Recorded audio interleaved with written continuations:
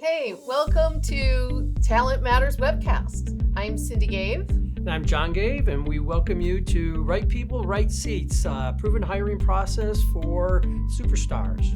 I actually was talking to a friend of mine just last night at dinner. She and I met working for a property management company, and I told her this was all her fault. She was the one who, right after we started the business, really wanted help with some selection. And I said, no, we're not going to be recruiters. I hate that stuff. And she said, I don't want you to find people. I just want you to get in their heads and make sure we're not hiring idiots. So I told her that's what this was all about. So if you've been with us in the past, three things. Number one is this is going to last 35, 40 minutes. We'd like to keep it well under 45 minutes just to give you the rest of the hour of your day. If you have any questions, just drop them in the chat. We've got Tony here off to the side who's going to be manning the chat and feeding them to us as they come through. And then the recordings and the slides will go out soon. We try to get them out today, though we are traveling a little bit, but they should be, if not today, then tomorrow. So you'll get the slides, the recordings, and any resources that we might refer to along the way. So why are we concerned with a hiring process, and why can't we just hire people like they did many, many years ago? Well, it's pretty important nowadays to get it right. And you want to have something that's repeatable, something that you do regularly so that you can fine tune and tweak as you go through it. You want to minimize the chances of making a mistake. Making a mistake is often a bigger problem than making a good hire is a good thing. So you want to minimize that downside on your candidate evaluation. We're going to talk a little bit about some tools and techniques you can use within a process.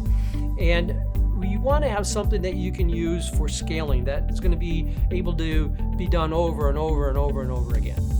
Part of the challenge is that we've learned that in the absence of having an actual selection process, the average interviewer makes their hiring decision in 3 minutes. That's 3 minutes into the interview, they've made their go, no-go decision. That doesn't mean they stop the interview. They just keep asking questions that confirm the decision they've already made.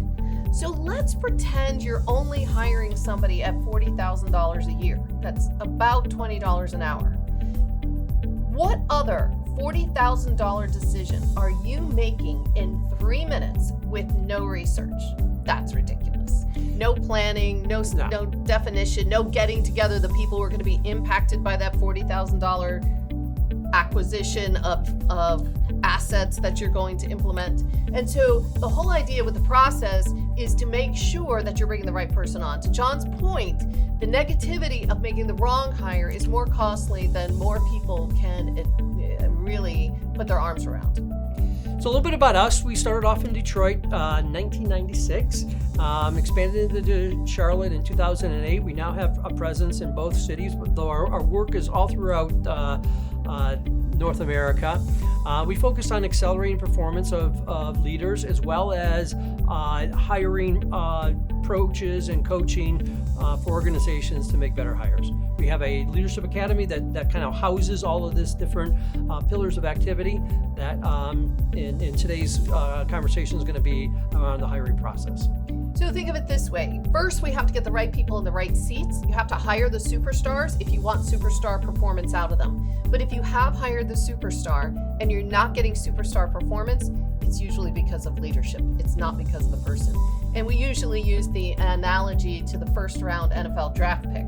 This is the best college athlete in his entire graduating class across the whole country. Everybody knows this is a superstar. And yet, 3 months after he graduates, we put him in a situation where we change his boss, his coworkers, the rules of the game, the playbook, his conditioning, his training. We relocate him away from family. When 3 months after he's just graduated from college, he doesn't bring the worst team in the league out of the ashes like a phoenix. We say, I think he might not be so good. So our processes are all around, yes, first get the superstar, but then it comes down to leadership getting superstar performance out of them. So let's take a look at the first part, which is hiring that superstar to begin with. So what are the characteristics of a good hiring process? You know you have a good hiring process if, without exception, everybody is going through the process. That includes family members, it includes ex-employees. Every candidate goes through your process from beginning to end without exception. You know you got a good process if you have some sort of multi-science assessment. We're just not talking one behavioral assessment or something that's on the back of a cereal box. You know you've got a good process if you have a robust multi-way of looking at your candidates. You know you got a good process if the superstar embraces it and wants to go through it and succeed.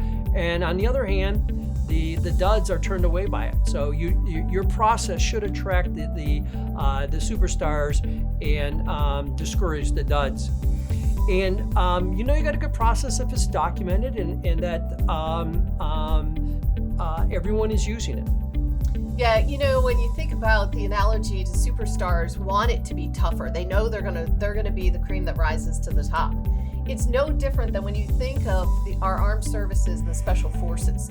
What they get put through when it comes to the Navy SEALs or the Rangers or any of these folks, and they know when they're going through BUDS training, it's going to be brutal. Many of them are going to ring the bell and fail out miserably. And that still doesn't mean they're not an extraordinary member of our armed services. They're just not Navy SEALs, right? And so it's all about trying to make sure you're setting the bar higher and so that other superstars want to be part of your team. That's what it's really all about. Nobody wants to play for the worst team in the league, right? So the other thing is that part about no exceptions to the rule. This means even your brother-in-law, it means the kid down the street that used to babysit. Everybody goes through the process one way or the other. You don't make any exceptions.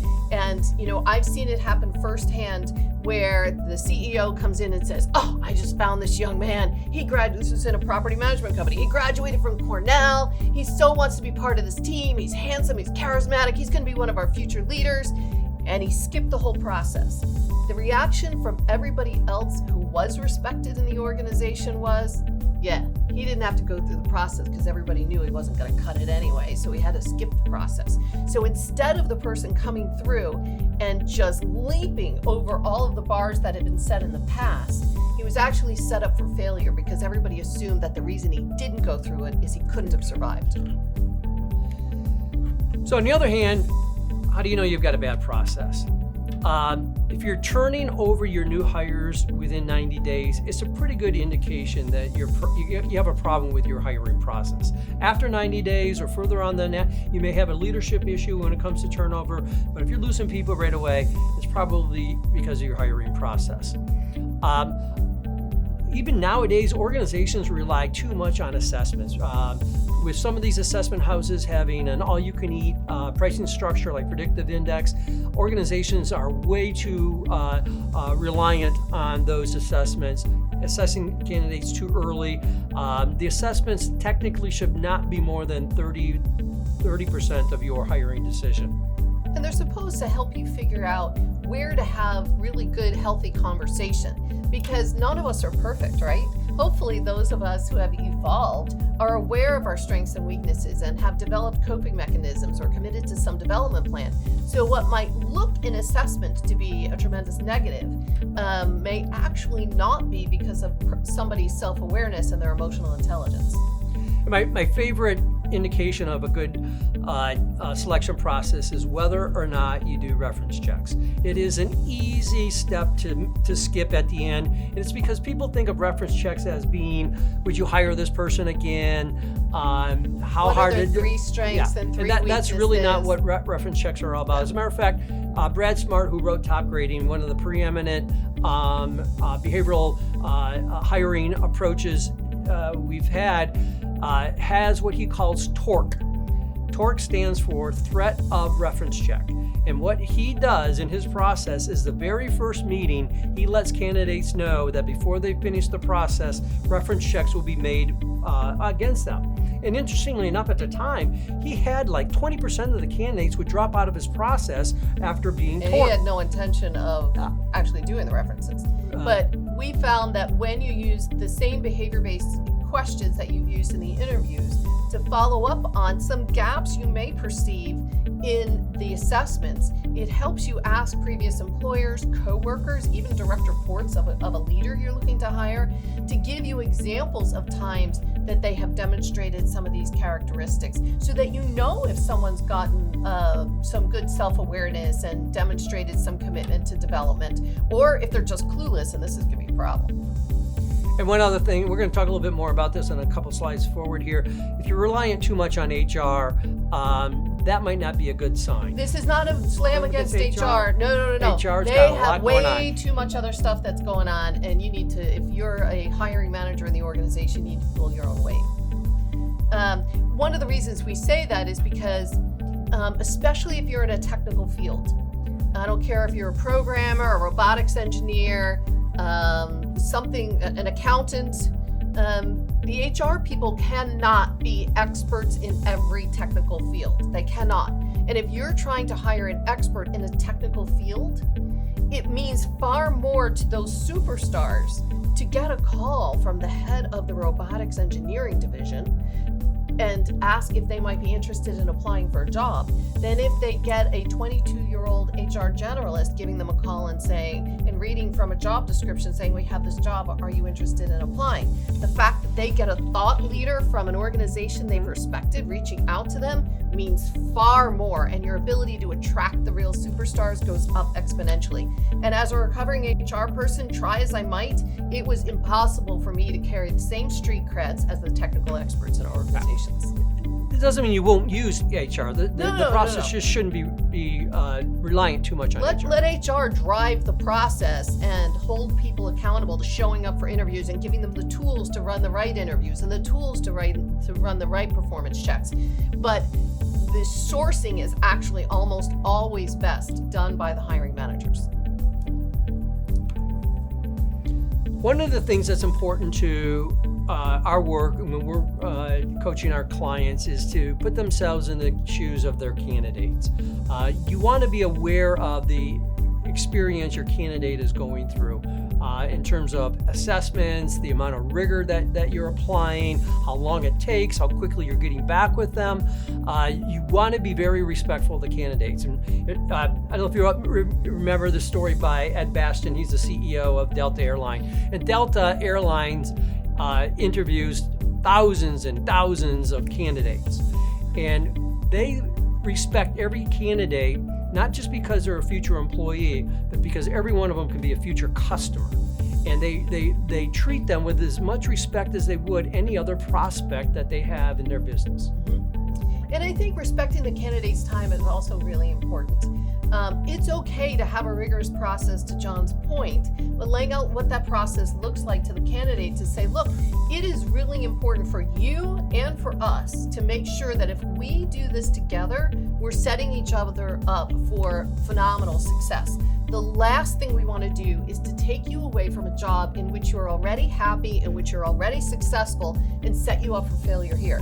So while we're looking critically at it, we need you to look critically at us. Is this really the organization that you want? To the same extent, doing assessments is important. Where you put it in the process is important. Asking people to do too much before they've even met a member of your team isn't necessarily fair.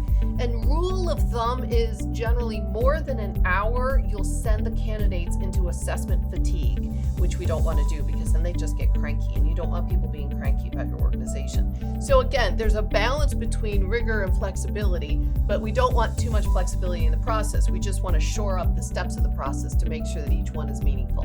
And not all levels of candidate are going to have the same experience. If you're trying to fill a senior level role, you would expect a more protracted and in-depth candidate evaluation than you would maybe for an entry-level role. Mm-hmm. Although even entry-level roles are important. We had a candidate who interviewed with us last August, and she thought she was going to come in for an interview and we were going to offer her the job and she'd start the next day. And we said, no, this is the selection process. This is how we go through it. But here we were both as partners meeting with her in the first step of the process because we wanted her to feel comfortable and ask questions about the organization. And lo and behold, December rolls around. She ghosted us after that.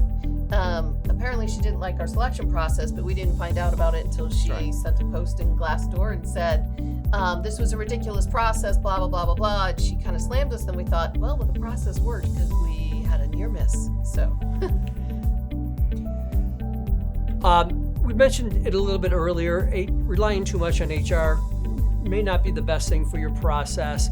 We believe the hiring team or the hiring manager should be the one driving the process. They got the most at stake. Keep in mind, HR is looking at filling roles for the whole organization. I mean, what you're telling me, when you were in HR, you had requisitions for 1 December we had 2, and on January 2nd we had 94. 94. So you're not going to get as much attention out of HR as you would if you were running it on your own. And as Cindy mentioned earlier, candidates tend to respect the hiring team a little bit more than HR because they have that commonality of the job skill in common. Hiring teams generally know where the candidates that they're trying to hire are hanging out and how to recruit and source from those areas. And then they want it filled right away, right? I mean, the reason that they're doing this is because they have a pain. But the nice balance between HR and the hiring team is the hiring team is generally laser focused on some of those hard skills that they want. I mean, how many times have we heard we need somebody to hit the ground running because it's that speed to hire, right? But the HR person is like, oh, time out. We need to slow down, make sure this is a good culture fit, because we know organizations who hire exclusively for hard skills will fire for soft skills every time. So it's really a good balance to involve HR to make sure the steps in the process are, there's integrity to that process and that they're actually looking for that culture fit stuff, because as the hiring manager, that's going to be a bigger headache than if somebody didn't have the hard skills you can train them on. So we talked about earlier how everyone should have a process. This is the process that we introduce our clients to. It's just a starting point. It's intended to be customized based on your organization's needs.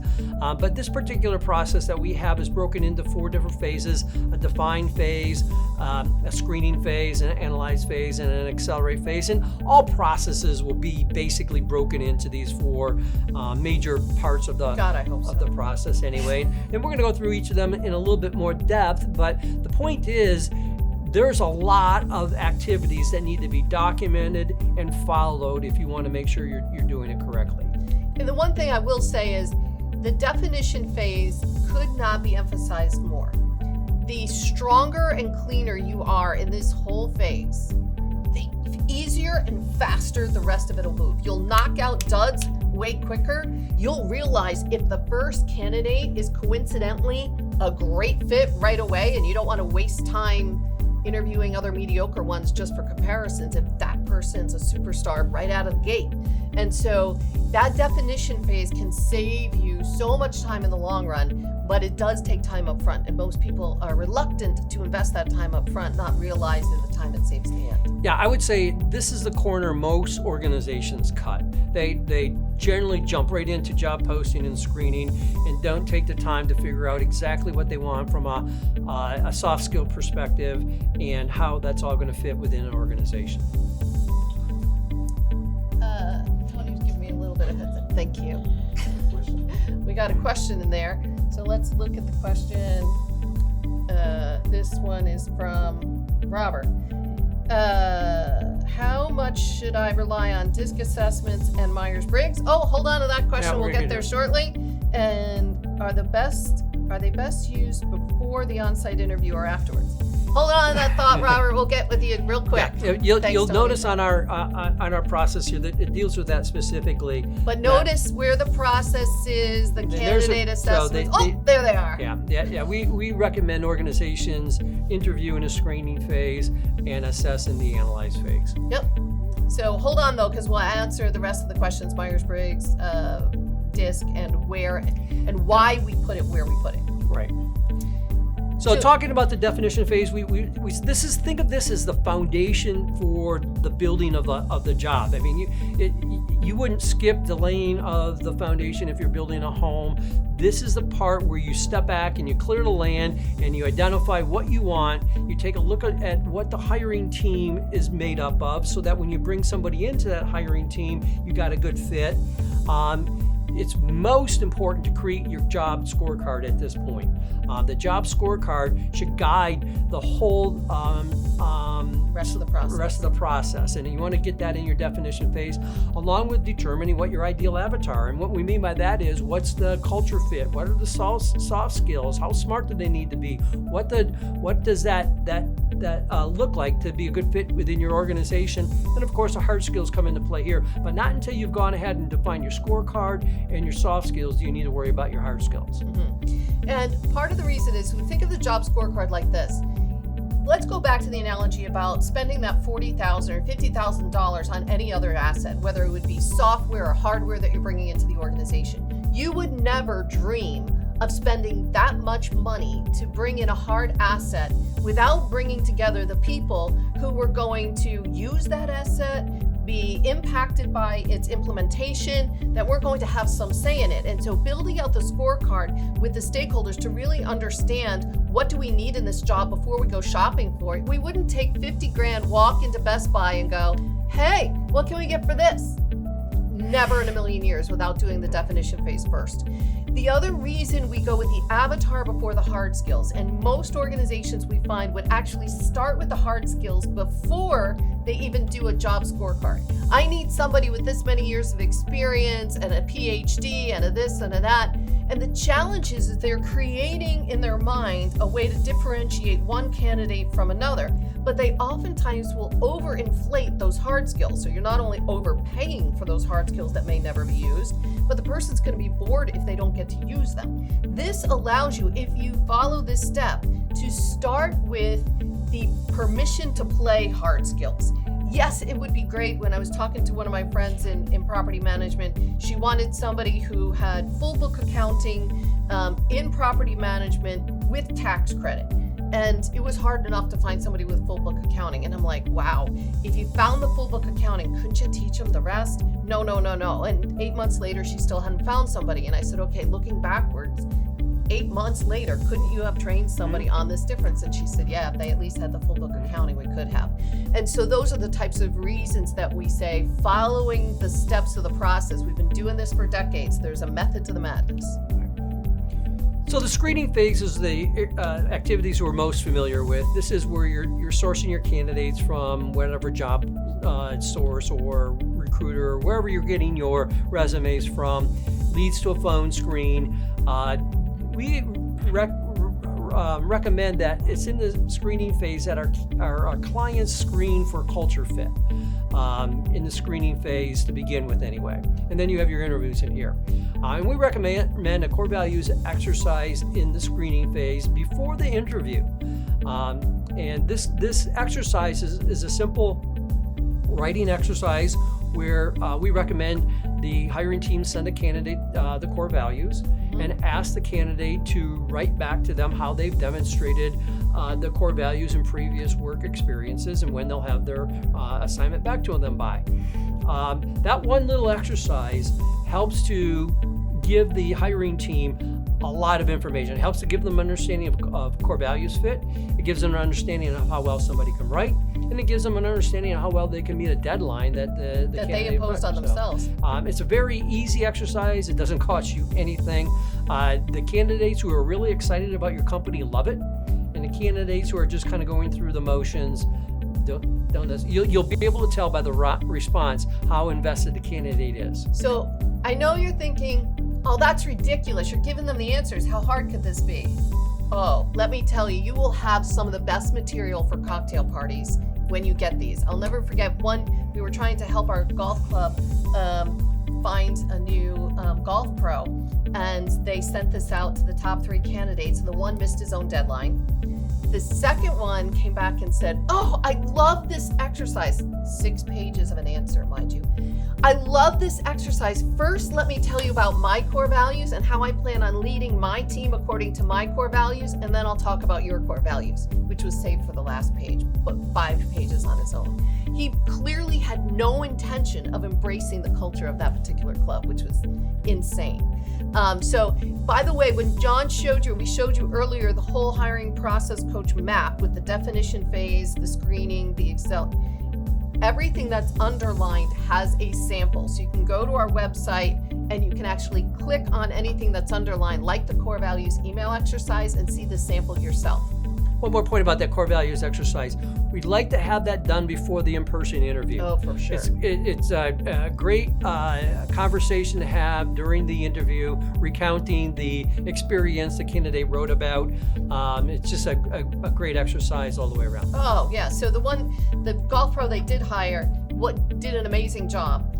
There were at least 3 people on the selection committee who broke into tears reading one of his examples about how he made a difference for a member of the club. And so when he came in and they're like, oh, we loved your core values email exercise, especially this example. What else can you tell us about it? And he felt good that he was given credit for that kind of thing, right? The other thing is if someone talks in generalities, they don't give you a specific example of how they've demonstrated your core values in that email exercise, then they cannot internalize it. If they can internalize your core values, they can't wait to tell you about the last time they demonstrated it. So if they talk philosophically, I believe, well, usually I do this, there is no use bringing them in for an interview because they don't match your culture. So just move along. We're going to have to pick it up a little bit here. The third phase of the process that we want to bring out is what we call the analyze phase. This is the time that we suggest you you assess your candidates. It's after you've interviewed, it's after they've had a screen, you haven't necessarily completely fallen in love with them yet. If you assess after you've fallen in love with a candidate, don't assess. You're not going to... Nothing you see or find is going to change. You will rationalize away every gap, and we know nobody's perfect. Right. So you want to assess after you've gotten to know the candidate, but not after you've fallen in love with them. So it's at this point that you would assess. Again, you want to use a multi-science assessment. If you are using Myers-Briggs or you are using predictive index, add another assessment onto that. Maybe at least one more. A cognitive or motivational assessment, something more than just the behaviors. It's also at this phase that you conduct your reference checks. Again, you haven't completely fallen in love with this candidate, and you want to talk to those references at this stage. And we're not going to get really deep into the references, but the references should be way more than would you hire this person again? They got to be a lot deeper than that. And then we recommend team interviews, follow-up interviews, interview with the people that you're going to be working with. There's nothing wrong with team or group interviews during this phase. Mm-hmm. The real purpose about the best way to think about the multiple science assessments, first of all, you're assessing them after you've met with them at least once, because right now the unemployment rate is still so low. It is a candidate's market, and they want to know that the company has some time invested too. So you need a little face time before you're going to ask them to invest all that time in doing the assessments. Most good suites of assessments will be about an hour long, at least a half hour. The ones that we use are a trimetric, so it includes behaviors. We happen to use DISC.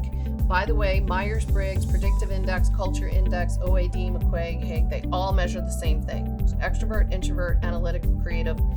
That's important, but we can all adapt. We use workplace motivators that helps us understand culture fit to another level. We understand personal skills to understand what are the tools in their toolbox, and the critical thinking test. So this gives us more of a feel. You wouldn't just, if you had a sore arm and you went into the doctor's office and he took your temperature and he said, you have a fever, you must have broken your arm, you need surgery, you'd be going, you can't tell that from a thermometer, right? Well, it's easy for me to read. Well, DISC and some of the other behavior assessments are easy to read too, but it's not enough information. You need more information before you move forward. And we actually call the reference checks performance checks. What we're trying to figure out is, this person's made it really far through the process to get to this point. If we want to set them up for the best chance to perform at an exceptional level, what do we have to do to provide them the support so that they can achieve that level? And that's how the references are different. This isn't would you hire this person or not. You've already made that decision. This is how am I going to set this person up for success? And then you have to take a good look in the mirror and decide whether or not you're capable of providing that kind of support. So we had the definition phase, we had the screening phase, we had the analyze phase. Now you've made your decision and you enter into the acceleration phase. This is an important kind of onboarding part of the phase. We recommend that the hiring manager review the candidate assessment results with the new hire when they're first brought on board. For many different reasons. Number one is it helps the candidate understand what was going on and that there weren't any real secrets there. It helps the candidate or the new hire create some sort of development plan because nobody is going to be a perfect fit, and helping them understand where some of those gaps were will help the new hire put together their initial development plan. The job scorecard that we built in the definition phase gets brought back out again here in the acceleration phase so that the new hire knows what the expectation is again. And then we also recommend a workplace behavior joint session between the hiring manager and the new hire where they share each other's workplace motivations, their workplace behaviors, and get a feel for how to best work together. There's nothing real sensitive in that, but it allows the two to know how to best communicate with each other. So this acceleration phase, as it's stated, is meant to accelerate the performance, shorten that learning curve.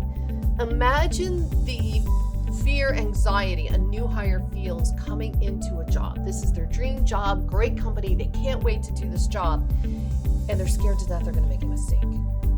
But they will make a mistake. Now when we tell them, look, here's your assessments, let us debrief you against what we were looking for in the job, cat's out of the bag. We already know you're not perfect, and that's okay. So if there are some missteps, we'll figure it out together so that you can move forward with it. It alleviates so much of that anxiety and stress that new hire is feeling and establishes a level of trust between the new hire and their manager that just can't be replaced. The other thing with the scorecard is we build the scorecard out for what the job is going to be the long haul. Well, the first quarter or the first month, they're going to be learning a lot about the job and your software and this and that. And so you might adjust that scorecard for the first quarter to reflect what you expect them to learn and to excel at in the first quarter, and continue adjusting it until you're finally up to speed completely. So one of our raving fans, they loved us. So, it's not uncommon where we work with an organization and we don't hear from them for a while.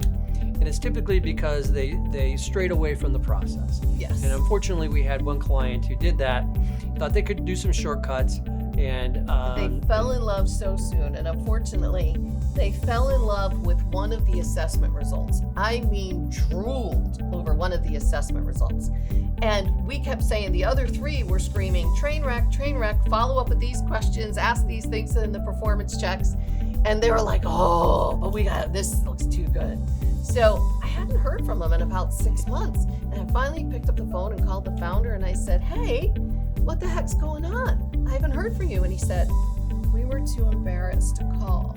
Remember that person you told us we probably shouldn't hire? We really shouldn't have hired her. And then when we finally parted ways with her 2 months after we hired her, she sued us. There was no basis for the lawsuit, but it cost us $25,000 for a summary dismissal. That means to make it go away when there's no grounds for a lawsuit was $25,000. So he said, I swear to you, we'll follow whatever you say from this point forward. And I said, it's okay. We'll take care of you. Don't feel badly. It happens to all of us. Now you'll be our easiest client moving forward. But again, they cut out the reference checks because they were so thrilled with the assessments. They cut out the team interviews because they were so thrilled with how the first interview went. They cut out the onboarding. They drooled over the hard skills. So the whole idea of a documented process is to ensure that all the steps get followed and everything gets checked off, or you're going to end up with a problem. So this is the process map that I mentioned earlier. It's under the hiring process coach. And if you scroll down to the process, click on see the process, and then any of those things underlined, you can absolutely get a sample for. If you go to this little QR reader, You should know how to use those by now. You can ask some questions and get some complimentary resources as well. Yeah, again, if you go to our website and you go to the hiring process coaching, look at the process, this is a phenomenal resource. Every one of those sample documents are available for the various steps along the way to give you a feel for what a robust process looks like and what some of the tools in each one of those steps can accomplish and what they look like. And every one of those underlying samples are real work product. They are not fictitious. We just changed the names to protect the innocent, or sometimes the guilty. But yeah, there's a trove of valuable information there. We encourage you to experiment with it, build that into your process, and take some of these ideas. And again, the ebook, if you want to scan to grab that, it's one of our more popular ebooks. Gives you a lot of information on different steps of the process, along with a copy of the process itself. Well, we're giving people a chance to download that. Do we have any other questions? Good question. Oh, here's one. I got this one. How long should it take to get through the process? Getting through the definition phase could be as easy as a day if it's done with purpose. And within 24 hours of that, you should have both the job scorecard and the job profile or the avatar, as well as the behavior-based interview questions. So there's no reason you can't be off to the races from that point.